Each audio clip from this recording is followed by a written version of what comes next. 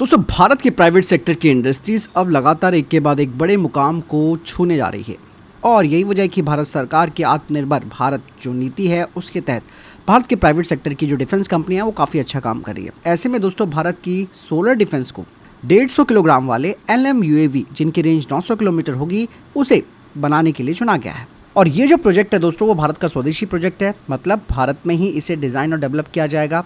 80% से ज़्यादा स्वदेशी तकनीक और जो पुर्जे हैं वो इस्तेमाल किए जाएंगे। खास बात यह है कि लद्दाख जैसे ऊंचे इलाकों में भी ये काम करने के लिए डिज़ाइन किए जा रहे हैं। इनका इस्तेमाल दुश्मनों की निगरानी करने, उन पर हमले करने, खुफिया ऑपरेशनों के लिए किया जाएगा। रेंज जैसे मैंने आपको बताई कि 900 किलोमीटर है।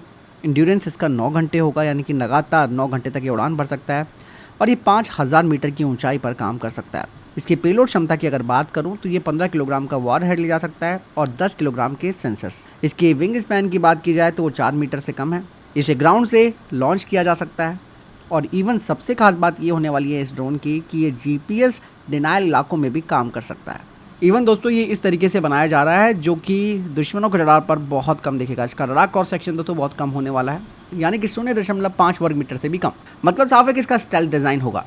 इवन इसमें AI बेस्ड सॉफ्टवेयर लगे होंगे। ये पूरी तरीके से ऑटोनोमसली उड़ेगा। और इंजन की अगर बात की जाए तो इसमें स्वदेशी इंजन जिसे कि CSIR NAL ने बनाया है और ये इंजन 30 हॉर्स पावर का इंजन है। इसका नाम है वैंकेल इंजन पैच। और ऐसा नहीं है कि सोलर डिफेंस को ये जो प्रोजेक्ट है वो एकदम से दे दिया गया, बाकायदा उन्होंने काफ़ी टफ कंपटीशन दिया इस प्रोजेक्ट को पाने के लिए और इनके साथ कंपटीशन में खड़ी थी Bharat dynamics, Bharat electronics limited और राफे एम्फिर जैसी जो कंपनियां हैं। इन सब को पछाड़कर सोलर डिफेंस इंडस्ट्रीज़ ने ये प्रोजेक्ट अपने हाथ लिया। और LM UAV की अगर बात की जाए तो ये प्रिसीजन स्ट्राइक करने में सक्षम है। जैसे कि मैंने बताया कि 15 किलोग्राम का वॉर हेड दोस्तों ये अपने साथ कैरी कर सकता है और दुश्मनों पर बड़े हमले कर सकता है।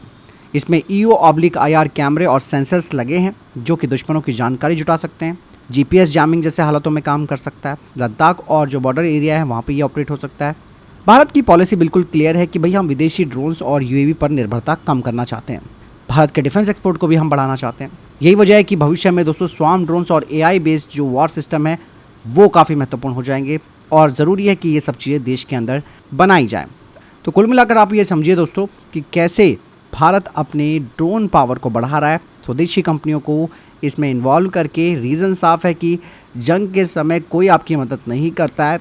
स्पेयर पार्ट्स की कमी से आपको जूझना पड़ सकता है, सप्लाई चेन के इश्यूज़ आ सकते हैं। तो ऐसे में अगर भारत के अंदर इस तरीके के ड्रोन्स का इकोसिस्टम डेवलप हो जाता है तो भारत बड़ी संख्या में और सस्ते घातक ड्रोन बना सकता है जो कि दुश्मनों को बड़ा नुकसान पहुंचा सकते हैं। यही वजह है कि अब कई सारी चीज़ें एक के बाद एक सामने आ रही हैं और प्राइवेट प्लेयर्स जो हैं वो काम को डेडिकेटली और टाइम पर पूरा करने की क्षमता रखते हैं, क्योंकि ऑलरेडी दोस्तों DRDO, HAL और जितनी भी हमारी डिफेंस कंपनियां जो सरकारी हैं, इवन PSUs है, ये भी बेहतर काम कर रहे हैं, लेकिन इनके पास प्रोजेक्ट्स काफ़ी ज़्यादा हैं।